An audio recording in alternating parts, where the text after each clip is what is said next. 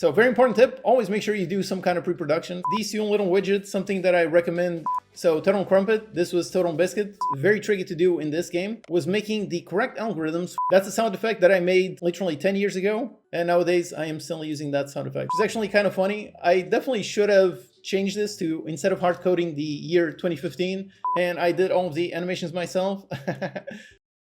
Hello and welcome, I'm your Codemaki. Alright, so basically it's been a while since I've played one of my games, so I figured let's play it a little bit. Game Corp DX, this was actually one of my own personal favorite games. I really enjoyed making this one, and thankfully it was also a very successful game, so that was really nice. But yeah, I haven't played this one pretty much since it came out, so it's been 9 years since I published this game, so it's been a long time since I played it, so yeah. I want to play it right now and maybe talk a little bit about how I made the game, how things worked, which back then in 2015, it was a completely different world, so things were interesting. Just in case you don't know, this actually was first a Flash game. It was actually one of my most successful Flash games. I think in total it got like 6 million views. That was quite insane, that was quite a lot. Yeah, over here on Congregate, it has got 600k. Then had like 1.5 mil on, I think it was like Armor Games and something like that, and then millions more on a bunch of other third-party places. So yeah, this game was originally a Flash game that I published all the way back in 2012, and then eventually when I went onto Steam, this was one of the main ones that I did. That I just basically rebuilt the whole thing from scratch. So this is not made in Flash, this is made in Unity. Yeah, basically rebuilt the entire game from scratch, added a bunch of things, I made it the deluxe version, and published it on Steam, and thankfully it was actually quite a successful game. People really enjoyed it. So yeah, this was definitely fun, and I really want to play it. Alright, so yeah, I haven't played this in literally, I don't know, like 9 years, so let's try it out. By the way, a quick tip for all of you indie devs, these two little widgets, something that I recommend you implement in your own games. Basically having something where the player can go ahead and sign up with their own email, so you can get basically players' emails like that. Some people will sign up, and it's always really nice to basically have a leg up when you go make your next game. So when you have that, you already have a bunch of emails of a bunch of people that bought your previous games that you can then notify. So that is always something I highly recommend you add. And down here, just a little widget showing all of the games that you've made previously. So here you can see, and this widget over here, this one actually grabs the game list from my website. So I've made this game, Game Corp DX. I made this one in 2015. Back when I made it, Ninja Tycoon did not exist. So yeah, I just update a games list on my own website, and then over here, this little widget, this one downloads the list and things. For example, Dinky Gardens, that's my latest game, and yeah, it did not exist when this game was made, but since this one contacts the website, it gets an updated list, and it all works really nice. So yeah, I would definitely recommend you implement both of these, a way for players to give their email in case they enjoy the game, and a way to basically promote your other games in your own games. That's always a really great thing, yeah. How do you feel about your UI 9 years ago? Honestly, I really like it. I really think this game, as you might know, I'm a programmer, I am not an artist, but I did make all of the art over here, and I'm actually extremely happy with it. I do think the characters look really nice. They were somewhat inspired by Prison Architect, because that one was coming out around that same time. So I honestly really enjoyed the the artwork that I did. Although you can obviously look like this little statue, it looks very basic, definitely not the kind of thing that a proper artist would build. But in my own case, I do think the game looked quite nice. And yeah, the UI itself, I do think it also is pretty nice. I do think it's pretty visible. Everything looks really cool. Everything is quite nice. Yeah. All right, so let's go new game and let's see, because I haven't played it in quite some time. Now, choose a studio icon. Let's go and... Oh yeah, I forgot that I've got the workshop support, and a bunch of people added some more some more studio icons. Let's go with this one. This one looks nice. Difficulty normal. And start the game. Okay. Oh, nice. The assistant. I really enjoyed making this one. And the sound behind it. But yeah, the little sound on the character, that was inspired by playing GTA, like the original GTA, which didn't have any kind of voice acting. It just has a bunch of people talking, and it makes that really interesting sound. And that is basically what I did over here. So I just spoke onto a microphone. I just said something. I have no idea what I said. Then I just went into some kind of audio program. I think it was SoundForge. It was a very long time ago, and basically just increased the pitch, decreased, I did a bunch of stuff, and eventually created this little nice sound. Yeah, that is really nice. So I've actually used that sound. That is a looping, kind of generic talking sound, and I've used it in multiple of my games. So yeah, that was a very fun thing that I did many, many years ago. I think I still use it in, yeah, I think I still use it in Dinky Garden. So that's a sound effect that I made literally 10 years ago, or maybe more, because I think on Survivor Squad. So I made over 10 years ago, and nowadays I am still using that sound effect. It's always, it's a really nice thing. Okay, so in order to get your studio up and running, you need workers, so let's hire some. Click on an empty workstation. Okay, so my workstations, like this one. Now let's hire a worker to work on this workstation. And up here are the nice customizable characters. These were not made by me. These were not made originally by... These were not included originally in the game. Instead, the game is using the Steam Workshop. So you can create custom characters, give them a name, give them a bunch of sprites, and people people do this. Oh, later. Arrives later than usual. That's okay. SpiderDev. That's a fun one. So let's hire SpiderDev. Nice. Okay, let's create the Project Manager button. Okay, let's go into a new project. By the way, I do remember that handling all of these tabs, all of these buttons, all this was definitely tricky at the time, but I'm very happy with how it came out. I do think that it's a usable UI. I do think it looks decently good, and I do think it is extremely informative. Yeah, scale requires workers. Currently you have 2 workers, so you can only make micro games, which also provide bonus EXP. So yeah, the scale of the game, so you got multiple team sizes, and you have micro games, which is basically the only kind of games that I myself make. I only make micro games, I only make basically solo games, so okay, so let's make a micro game. Let's pick each genre has a bar indicating the amount of work needed for a particular task. So this is the amount of coding. So basically horror games don't require too much coding, but they do require quite a lot of sound. Then down here, simulation games require quite a lot of coding. Not much art, not much sound, not much writing. So let's start by simulation, because I'm obviously a fan of programming. Pick genre, right name. Yep, let's go with Port Birds. I really should have added a little button for regenerating the name, because there are a bunch of names that I made, a bunch of words, and then I basically just generate a bunch of random things. Yeah, it would be nice to have a little button here to generate a bunch more random names, but there you go. Okay, so select tasks for each worker. Okay, so for SpiderDev, let's make them work on code. Morty, work on art, then you work on sound, you work on writing. And let's continue. Then this is the tool selection screen. Better tools yield better quality games. Okay, that sounds good. And these tools, obviously, these are names that are related to to things that exist. So Game Creator, I'm guessing this was a reference to Game Maker. United, reference to Unity. Surreal Engine, it's Unreal Engine. CryEngine, this is CryEngine. Then Paint, Photoshop, essentially Maya, 3ds Max. Then these I don't remember. I guess this would be, what is it called? Fruit Loops, that's one. And SoundFrog, what is it? Sound something, and Audacity. Notepad, WordPod, WordWriter. It was kind of funny to come up with a bunch of these names that were essentially references to things that exist without using the actual proper name. So yeah, that was a that was an interesting challenge. Right, you just started your first project. Your workers will now get to work. You can click on buttons on the clock. You can speed up time. This is always something that I love in pretty much every management game, is being able to speed up time forwards and backwards. That is always nice. And here they come. So there you go, the first worker, and I did all of the animations myself, which again, super basic, but I do think they'll look quite nice. So yeah, projects have 2 main phases, pre-production and production. During pre-production, the whole team will gather around the table and bounce ideas. Then in the production phase, each team member will go to their workstation and complete their task. On the project summary button to see. And there you go, SpiderDev coming in, and they're gonna go there and they're gonna start talking and writing down some things. So very important tip, always make sure you do some kind of pre-production. So whenever you work on your own games, definitely make sure you pre-prepare something and then you actually do it. Yeah, nice separated effect on dialogue. Yeah, that was definitely a fun one to make. I did spend quite a bit of time on polishing this game like that. The messages show up slowly like that. The clock, I think, looks really nice. Yeah, the buttons, they all highlight, they all change a bunch of things. So yeah, I did spend a bunch of time on polishing this project, and I do think that it came out quite nice. Nice, so yeah, the project is finally complete and ready to be published. This is the publish screen. Here you can view the final quality and choose your marketing budget. Okay, so for this game, probably not worth spending much on marketing. This is, I suppose, more of a learning project. So the first projects you make, you should really look at them as just things to learn from, as opposed to trying to make a ton of money. So here, it's really the same thing. So on this little team that I just hired, they just learned a little bit making a tiny project. So let's not bother spending any time on marketing. So yeah, there you go. Since this project was made by an inexperienced team, it has low quality. Always trying to match the marketing budget with the project quality. For this project, let's go ahead with none. Okay, and let's publish. Yay! There it is. Port Bird simulation game.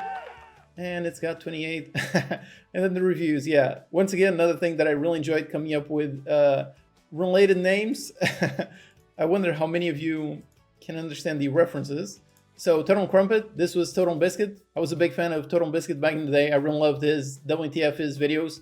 Those were really awesome. So yeah, I definitely wanted to include more of an indie reviewer over here. Then VGN, obviously a reference to IGN. Boulder Paper Shotgun, a reference to Rock Paper Shotgun, and Kotaku, and yeah. Then all of these messages, it was also really fun to write all of these dynamic messages.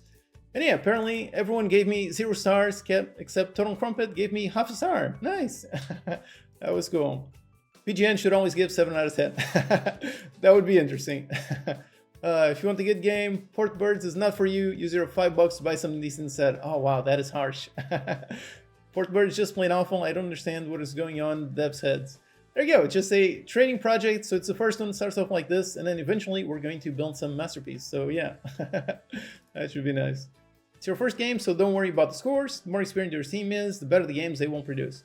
Which again, this would be my advice to you as well as you're making your games for your very first games. Don't worry about reviews. I mean, do read reviews, do read the player feedback so you can figure out what went right, what went wrong, what you can improve the next time. So definitely do read the player feedback, but don't worry too much about not being very good, because everyone starts off being not very good, then you grow your skills and eventually you can make something really nice. So yep, don't worry about the scores. Gain skills, gain experience, and the more experience you are, the better the games you will produce. Yep, continue. That's our first game. Nice. So it's published and is generating revenue. Can view the project stats on the stats window. So let's look at the stats window. And yep, there's the game. Port Birds, quality of 28, price of $5, and currently in the red by 2.5k. It's actually not much on the red. So let's see. Yep. So that was basically just the cost for the scale itself. So marketing, polish. And which is 0 because they because they essentially made this game in an entire month or before 1 month, so that is why. But hey, sold 49 copies, total revenue $250. Yeah, that's a great start. That was nice. Like the build button, let's click on it. Okay, so let's build a bunch of stuff. And again, I'm really happy with this UI. Very simple, but I do think that it works quite well. So let's build a training cubicle for training our units. Look at that, monthly report, September 2015, which is actually kind of funny. I definitely should have changed this to, instead of hard coding the year 2015, it should probably read from the hardware, what is the current date? Because it does seem a little bit strange. Here we are in 2024, and in theory, in the game, it is 2015, so that's fun. Okay, expenses, salaries, projects, no consumables. Apparently, nobody drank anything. Building, we built some stuff, training, and we got an income of $700. So that's not bad. I mean, making $700 for the first month of your first game, that's a pretty good success. Okay, so let's continue. Let's see. New Rival Studios opening next month. Click on the global charts. Let's see. And there you go, they already open. So Endless Loop Studios. So this is my studio, and Vlampier, which again, it's a reference to Vlampier. Those are the devs behind the excellent Super Crate Box and what is it, the fishing one? Shotgun Fishing?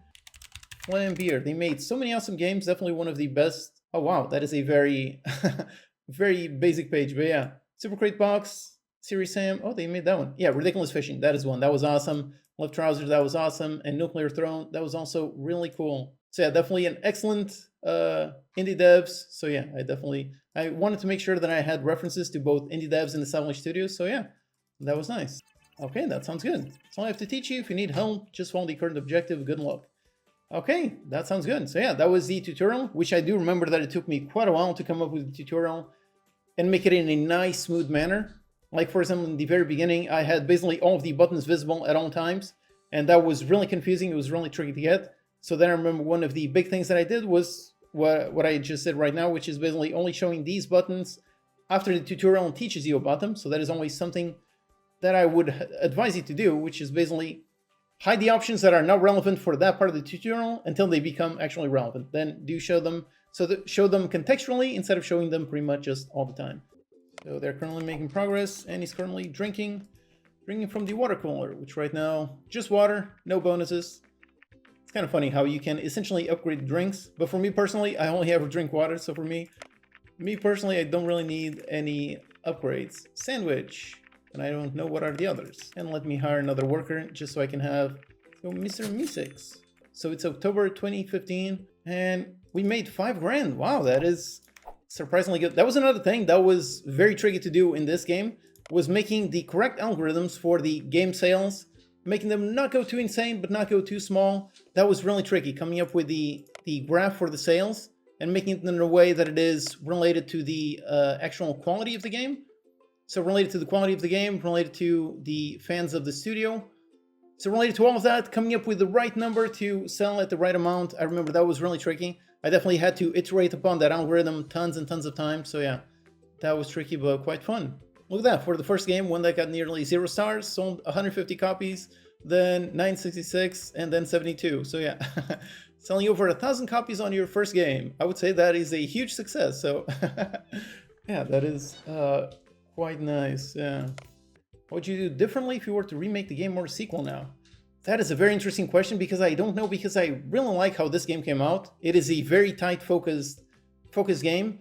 Like, it is not something that intentionally has like 20 hours worth of content. It's a very focused experience, very nice and focused. So honestly, I'm not sure I would change anything. I do think that the design for this looks quite good. Everything works quite well. So yeah, I am really not sure if there's anything that I would do differently. Oh, I planned, right? I forgot that I can actually buy some nice environment thing. Get some bonuses with pre-foliage. Let's put some bonus in there. And there you go, a nice grid system. That was also fun. I'm always a fan of grid systems. So yeah, place some of those. Don't need to move anything. And let's also build more workstations so we can start hiring a bunch more people. So let's hire someone else. Let's hire Slenderman. Oh, and Gabe. Let's hire Gabe. Okay, hiring Gabe and hiring Slenderman. And let's train them to do something. Although for Gabe, I think it makes sense for him to be a programmer as well. So let's make Gabe as a programmer and Slenderman make them work on everything else. Just like this. Okay, so currently 2 games in progress. And for our current games, we've got James Glory and Port Birds. Those are 1 and 3 months old, and they've sold 500 and 1,700 copies. Okay, so that's nice. That is that's a great one, yeah. Okay, so let's publish Birds Blobbing. Apparently it's a simulation game. So let's publish and see. Is this one going to be better? Okay, so we got 34 fans, and we got our first 2 stars. Nice. So 2 stars, 1.5 stars, and half star. But still, the text, the text is still quite negative. So games like Birds Blobbing are just depressing. They could be great, but due to many issues, turn out very poorly. Okay, that's a bit harsh, but all right, let's see. This game represents everything that is wrong in the games industry. Stay away. Wow, that is harsh from IGN. And Rock, Paper, Shotgun, Bone, Paper, Shotgun. The queen shall hear about Birds Blobbing, and she shall burn every copy with her flaming monkey legion. Okay, all right. That's a bit harsh, but let's see. As always, let's just keep trying to improve, and eventually we will start making some really nice games. Okay. Okay, so everybody goes away. So what month is it right now? Oh, December! So here come the awards. Nice. Okay, let's see the awards. There you go, the 2015 Video Game Studio Awards. Apparently there are two things. Hello and welcome to the 2015 Video Game Studio Awards. Here we celebrate the year's best studios by granting them our very prestigious awards. Nice. The most productive studio is given to the studio with the most releases. And yeah, we are nominated. Let's see, do we win? I think we published a lot of games. Let's see. Yay! Woo! Okay, awesome. So we won an award. That was cool. Nice. Then the most beloved studio is given to the studio with the most fans. Okay, since there are only 2 studios, we always get nominated, but let's see. Let's see, do we get it? And nope, goes to Valampier. Okay, makes sense. All right. The largest studio to the one who hires the largest team. Okay, so I think we had 6 warriors, so we might get this one. Let's see. Would be a sales boost, which would be quite nice. The award goes to... Yay! Woo! So we got 2 awards. That was quite fun. That was nice. Yeah, that's all for this year's edition. We wish the best of luck to all studios and hope to see them again in 2016. Again, I really should not have hard-coded the years. But yeah, I guess let's see in 2016. So we got 2 awards. That was fun. And the awards do put out a bunch of nice bonuses. So yeah, that should be fun. So the awards, yep, most productive gives us cheaper wages. Largest studio gives us a sales boost. Okay, that is good. All right, so let's take advantage of that. How did you design the difficulty for this game? The answer is with a lot of iteration. Did you do it so you can fail and always come back from a bad game launch? This game is more of a casual game, so it doesn't necessarily have too many punishing things. So I don't think there's necessarily a super harsh game over. I mean, you can obviously have a game over, but the games in general, they all end up turning a profit. So yeah, the game is very much meant to be a nice, chill experience. It is not meant to be a hardcore simulator. So it has that, but in case the worst happens, I also implement a nice loading system. So if you get completely lost, you can then borrow a bunch of money and make it quite a bit. So yeah. So yeah, in general for this one, it took quite a lot of time to design the difficulty. It took a lot of iteration, constantly building upon it, constantly modifying all the numbers. So everything for all the games, all the graphs, coming up with this. So how long should a game sell and then drop down to 0? How should the quality impact the sales numbers and so on? All of that was really tricky to do, but yep, then it did. After a while, I'm really happy with the final result. I do think it has a really nice design. And this one's 66. Okay, so the quality is increasing. Let's see. Okay, 66. We got, oh, nice. We got a 3.5. That is cool. Nice. We got our first positive review. So for the most part, Effect Beat is so good it hurts. A bit more, and this would be just excellent. All right, finally we got a finally got a positive review. Nice, yeah. Poor mechanics, poor gameplay, horrible aesthetic. Effect Beat is a disaster. So this is like the duality of men. One person really likes it, one person really dislikes it. Yeah. And Effect Beat looks cute, plays nice, but it's still just an average attempt at a tired shooter genre. Okay. And Kotaku, really harsh. Games this bad should be illegal. All right. Okay. So let's keep on trying to make better and better games. Let's keep going, and let's now finally make a small scale project. Well, we got to sell enough copies to get up to 8 grand. There you go. Nice. That's great. All right. Awesome. Oh, we need tables. Okay. So let me just, this was also another thing, coming up with the logic for which tables are separated and which are put together. That was a tricky one. So let's put it like that, even though now we have just one giant table. Okay, so on this one, we've got a small scale project. Let's go ahead, put some marketing budget, and let's see. So it's called Hit Pine Simulation. Okay, lots of claps.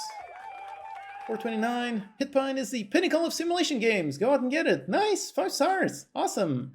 Times are hard for simulation games, but Hit Pine sure stands out from the pack. Recommend. Okay, even IGN gave a positive review. Nice.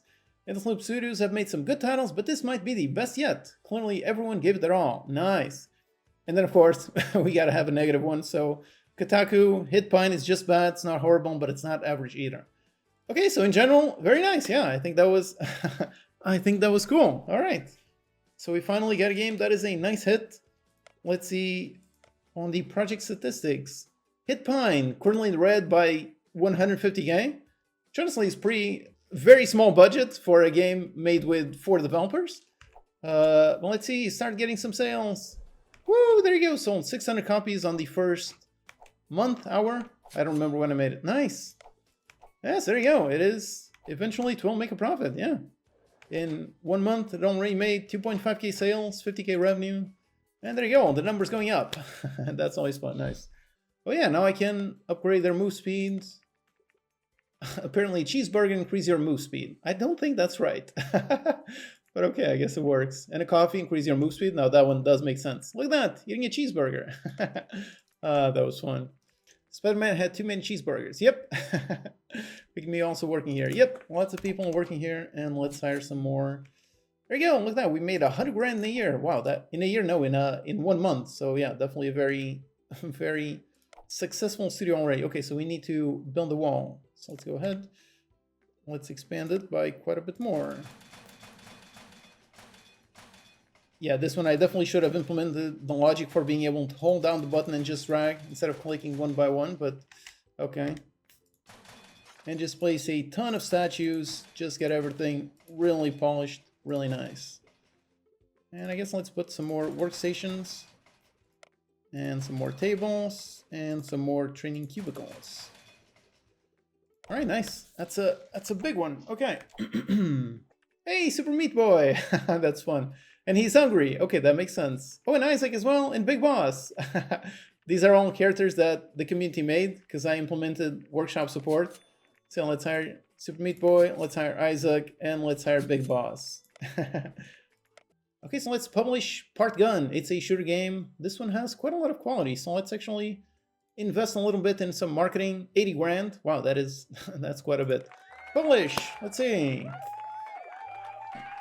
And there you go, 5 stars and 4 stars, 5 stars and 2.5 stars. It's always Kotaku that are really tricky, but yeah, excellent. Buy it, you can't go wrong. I cannot put into words how much I love this game. Part Gun is a giant among puny humans. It's that good. All right, those are nice reviews. That is cool. That is nice. What time is it? Oh, it's November. Okay, so 2 months until the final thing. Am I doing well in the charts? Oh, there you go. We got more studios.